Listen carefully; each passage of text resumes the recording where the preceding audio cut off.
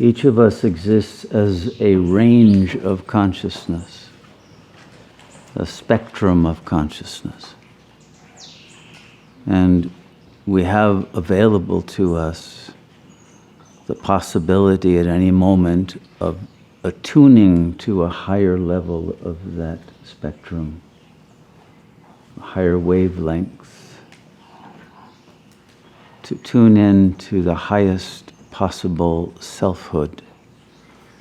And when we meditate, we want to tune in to the Supreme Self. That level of selfhood that is no longer identified as an individual, but comprises the entire field of unified consciousness.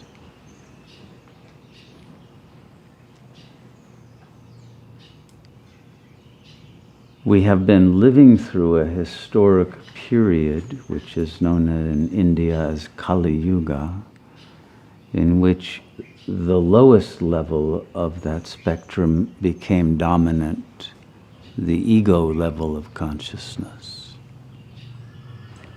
In prior historic periods, the soul level was dominant, and before that, the spirit. But now the ego itself is exhausted. And the ego can no longer manage its internal conflicts that are projected as external conflicts and symptoms of suffering in the body, in relationships, in the mind, and in the heart. The sadness, the suffering, the confusion, the inability to cope with what must be faced in life, make the ego an obsolete vehicle of consciousness. And so all of us are called by that force that wishes to be adequate to the situation, and that wishes to know its own ultimate potentiality, so as not to be a victim of one's environment, one's world warping, being filled ever more with crises and plagues and wars and every sort of destructive event, catastrophic geophysical changes as well as political and economic. The ego doesn't know how to manage these or why they are happening. But at higher levels of our being, of our intelligence, we realize that the world is not some self-standing objective entity, but that it is actually a projection of the collective consciousness. And the world is simply reflecting back to us the ego's conflicts and catastrophic ruptures of love and connectivity and joy. And so we see the external mirroring the internal. And this process must go through to its completion. But that completion is not destruction. That is only the initial phase of a cleansing of consciousness and of the planet, and preparation for a rebirth of consciousness at the highest level. And all who choose to be part of what is being born rather than part of what is dying, and tune in to that consciousness of joy, of love, of unity, of peace not only create islands of that beauty, of that energy field that is protective, but contribute to the bringing about of the new world, a new world order, but more than that, a new kind of world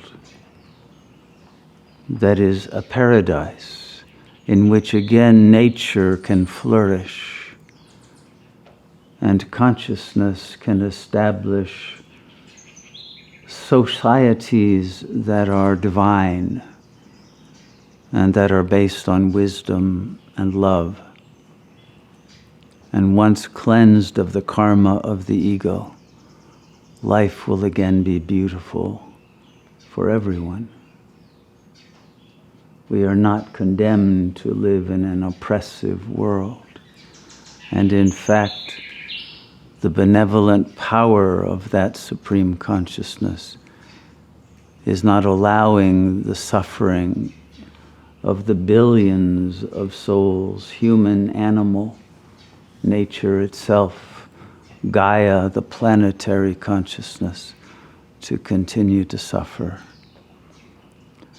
And so this transformation that is happening now is a blessing, and it is happening at exponential, accelerated speed. In order to be able to maintain our balance, to ride the wave of changes that are occurring, we must bring our consciousness into alignment with the power that is redreaming the world before our eyes. And by opening our own inner eye of God consciousness to be part of that redreaming, to be part of the creation of the new world that is coming about as a result of the process of opening the heart again, the process of accepting, forgiving, and releasing all of the old tensions, all of the ego's anger, and all of the ego's inability to understand or love.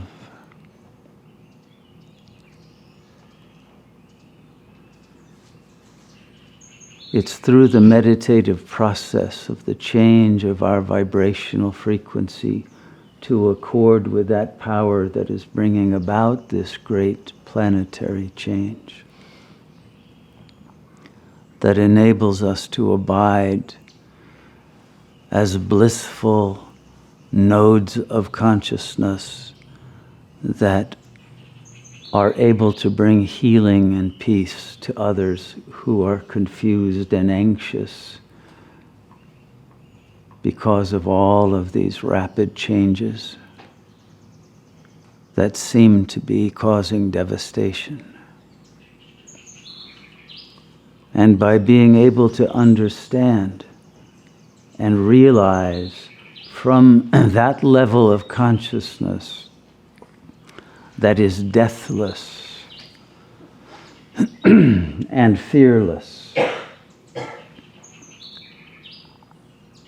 and that recognizes the world as our own collective dream field, we will be undisturbed by all of these changes, and will be able to bring peace into this world, even while it seems to be in its most peaceless condition.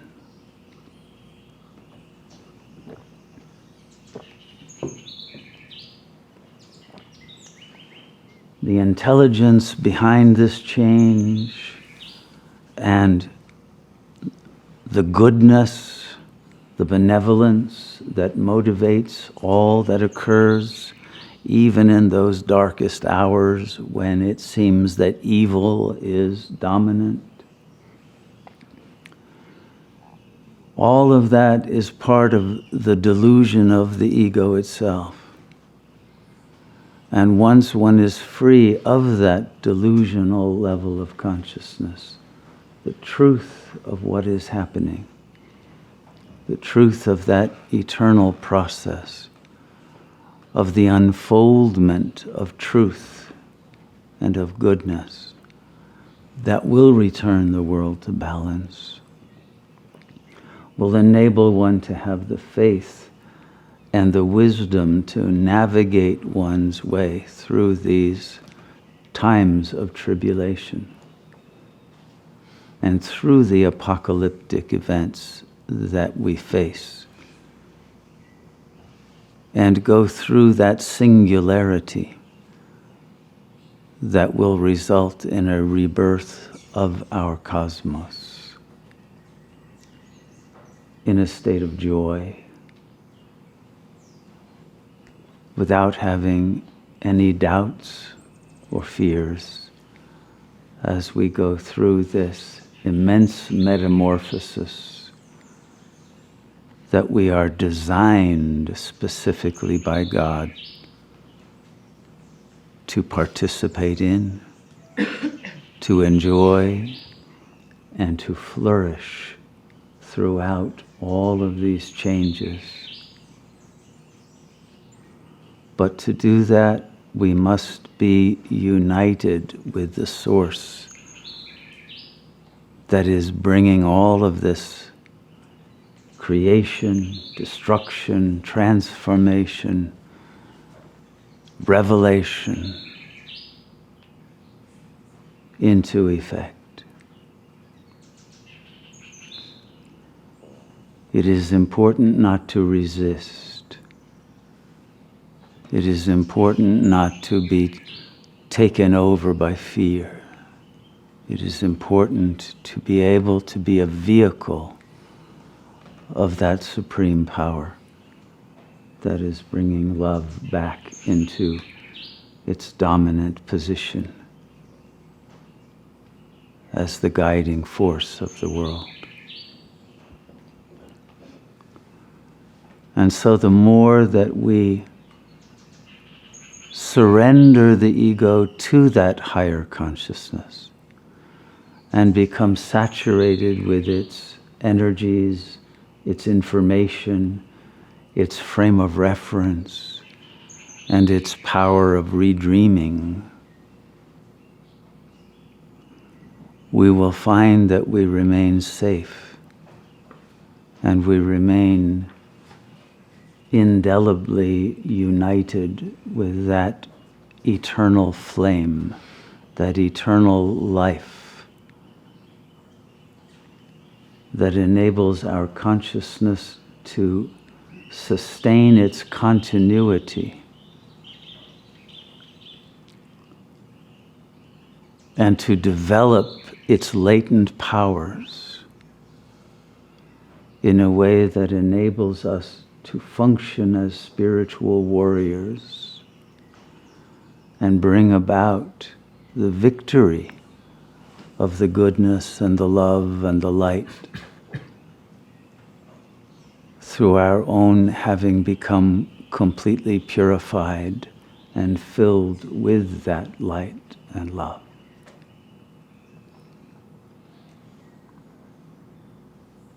All of this is predetermined, and it is our destiny. But to understand how to make the most use of this extraordinary moment that we pass through, we must let go of the petty concerns of the ego, that small frame of reference of narcissistic and egocentric intention that cannot see the larger field of consciousness and what is really being born in this moment, and be part of that process of divine transformation.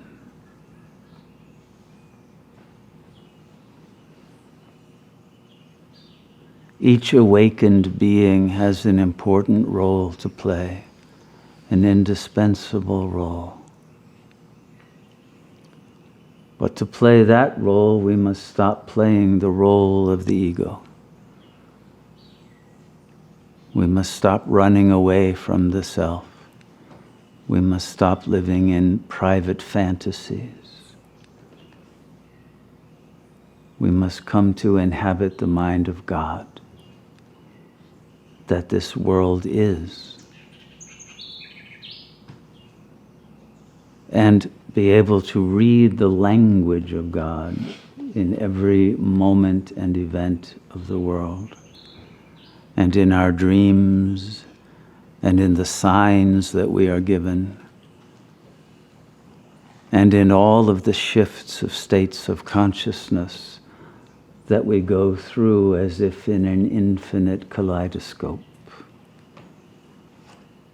We must remain the viewer and not one of those pieces of colored rock that are being rocked about in a chaos in which we cannot understand and cannot act with power or accuracy.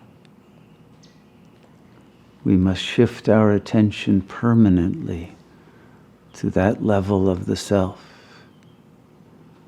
that is transcendent of the phenomenal plane, that knows that we project our consciousness into the body, but we are not in the body. The body is in the consciousness. The world is in the consciousness.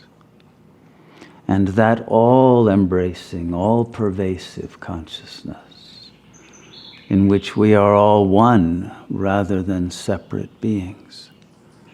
It is that level of consciousness alone that will prevail and that will provide the knowledge base and the empowerment to keep the bodily vehicle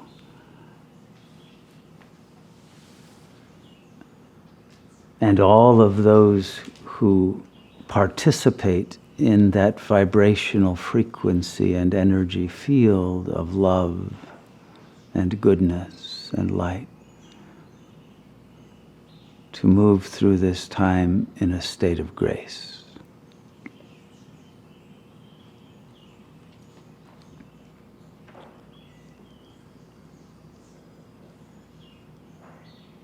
The attainment of that supreme realization and liberation is not a function of time, but of yearning, of earnestness, of willingness to make it your highest priority,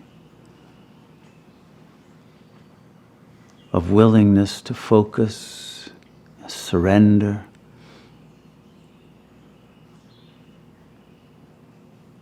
and one-pointedly, single-mindedly, wholeheartedly make one's body and mind a living temple of God consciousness.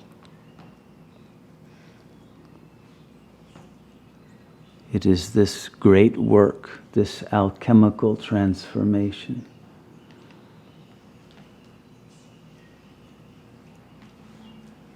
that is our function now, that we must perform and complete. The human must become again divine, angelic, beatific.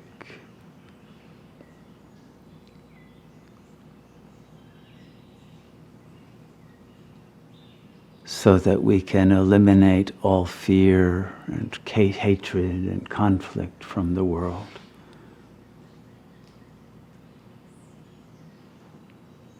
We must live with minds that are silent and pure and see everyone as a manifestation of the same self. We must live without prejudice, without judgment, without superiority or inferiority complexes,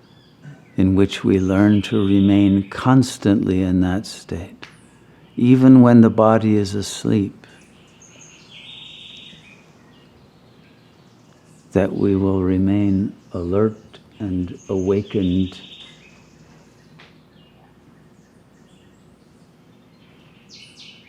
to the proddings of that supreme power, to behave in the ways that will bring about the optimal results and effects.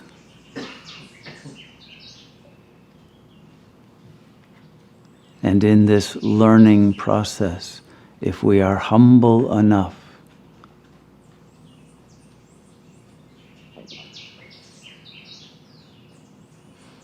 to keep the mind at the 0 point of constant reception of new input and new recontextualization of reality in accord with what we are receiving in those inspired downloads, we will discover that reality is far different from what we think it may be now. And its infinite, multidimensional potentialities will all be able to manifest in the most benign way to those who are willing to be vessels of that unitive intelligence. Do not be surprised by whatever happens. Do not be surprised by the most extraordinary events and shifts of your own consciousness that will not require plant medicines or other sorts of supplements, but the vibrational frequencies that you will receive in a natural state will bring about what would have been considered hallucinatory, except that you will know that it is real, of the presence of beings who may be cloaked to your 2 eyes, but will be visible to the eye of Shiva. May you be fully awakened and illumined to the majestic nature of the events and the offerings that you are being given by those higher powers that are guiding us through this ultimate moment of revelation and redemption.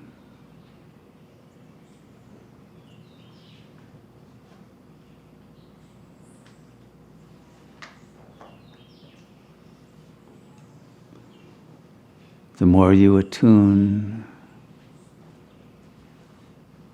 the faster you will grow, and the greater will be the power that is accumulated so that it can be transmitted for the benefit of all.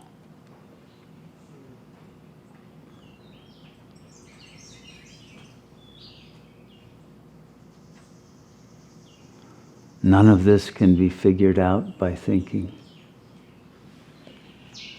Only by surrendering the instrument of ordinary thought can the understanding that transcends and passeth understanding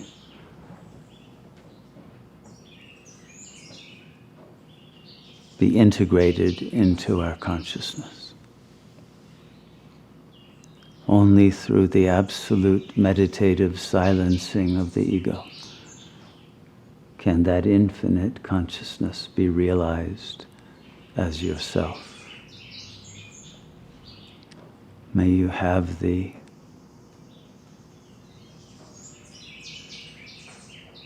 willingness to devote your life energies to bringing this power into your being. Namaste.